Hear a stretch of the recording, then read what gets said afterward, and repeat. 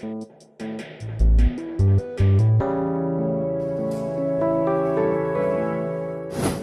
my name's Pete. I'm the manager here at Park Cameras just off London's Oxford Street, and I have some very important guests here today who are about to show us the new Panasonic GH4.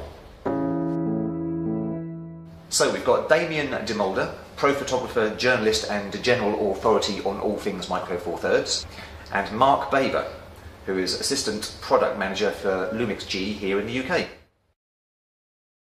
So Damien, you were lucky enough to have a recent meeting with the Lumix engineers from Japan.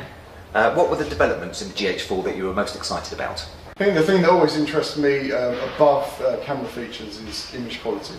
And I think Panasonic are promising this new advanced quality to the images. I think that's pretty important. Also, there's the new Panasonic sensor and the Venus Engine 9, which are working together to do that. The Venus engine is much more powerful than before. It can produce much more complicated calculations and be much more intricate processing on the image. I think that's really, really promising. Faster AF systems always welcome. Like the idea of that, and much better top shutter speeds and lower ISO sensitivity as well. That's critical because we've got a whole new range of really fast lenses. We've got the 1.2 Noctiluts come out, and the 1.4 25 that I like to use. Sometimes on a bright day they're difficult to get the shutter speeds, so it's great that we've got now these faster shutter speeds to cope with that. Also the iDetect AF as well, that's pretty cool, and I'm looking forward to getting some use out of that for portraits. And you, Mark? There's also an addition to GH4 range, and that's the video unit that the GH4 can sit on. That unit has XLR, SDI and HDMI connections so that you can assist with any video capture that the end user wants to use the video unit for. We'll get more information about the video later, but you mentioned a new DFD focusing system. That sounds interesting. It is interesting, Pete. DFD stands for depth from defocus. So basically now the GH4 has inbuilt information about all the Panasonic lenses that we currently have in our range. So it knows exactly what lens it has on when it connects. The reason for that then, it picks out two defocus areas and then calculates and measures the distance to the subject matter. So it knows exactly what lens needs to focus at what point. Contrast AF then adjusts fine tuning to the focus point and then gives lightning fast speeds of 0.07 seconds to actually focus on the subject. This eliminates any warbling or any opportunity for the camera to hunt. It also allows the GH4 to achieve AF tracking speeds of 7.5 frames a second, which is really fast compared to the GH3, and also 12 frames a second in continuous mode, so really accurate and fast from the GH4. So yeah, from my point of view, the new focusing system is important. Because I do a lot of street photography and people are moving around. Obviously, I shoot quite a lot in London. Everyone's busy rushing to work and rushing around at lunchtime.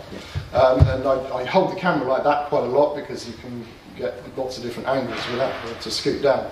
And the screen here is really, really good. And I use the touch focus. So if I've got someone walking on the street and I can touch on their face and the focus is quick, it's absolutely fantastic. Also, it's going to work so much better in low light as well. And that's when the most interesting shots are, street lights and shop lights. So I'm looking forward to using that. That sounds pretty impressive. So this brand new sensor and image processor. Damien, now you've examined some sample pictures, what can we expect from the final image quality? I've been quite impressed by the images that I've seen so far. What's important to me is that in the image that we capture, all the information's in there. Because I like to work on my files, not extensively, but I just like to have control of the curves and the contrast and the colours. And quite often when you start applying a curve to a digital image, it just breaks up. The images I've seen from GH4 so far look like they're much more film-like. The depth of tone is much broader. There's much smoother tonal gradations. So it means that you can adjust contrast and things without the colours and the tones breaking up. Colours look very natural, lifelike.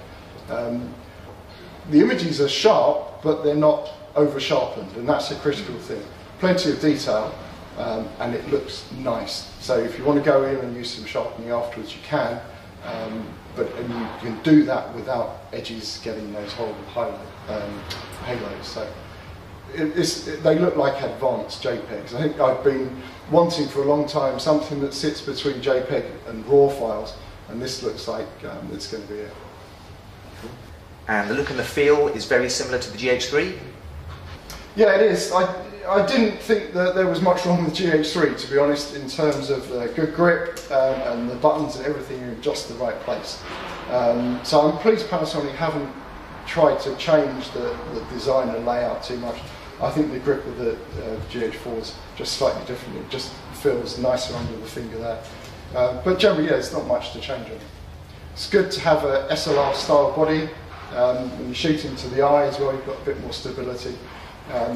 About the system though, you can have really high quality lenses that are small, and that's really important to me. And on this, this is much more SLR style, but you can still fit quite a big lens on and it feels very comfortable. Looking at the specs, it's obvious that the GH4 is a bit of a powerhouse when it comes to shooting video. What else can video users expect?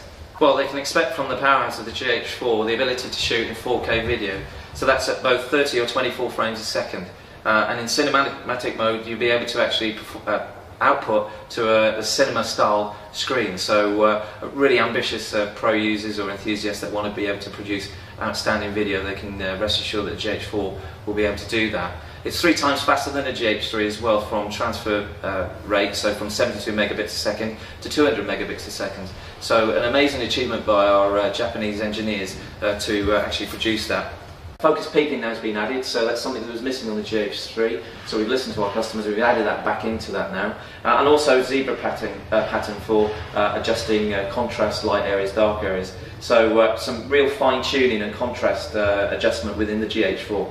It's now multi-region, so instead of you having to purchase maybe a product in the States to use for NTSC and PAL in Europe, it's now global, so we can now choose from NTSC to PAL within the camera. And although HDMI live streaming is traditionally seen as something that video guys like, it's actually really useful for stills photographers as well. It means you can plug your camera straight into your TV at home or straight into your computer. But also when you're out in the field, I like to plug HDMI into a field monitor, so if I'm shooting a landscape I can have my field monitor right next to me, see the big picture, and it's much easier to get a good composition because you're looking at the finished product right before you even press the shutter button.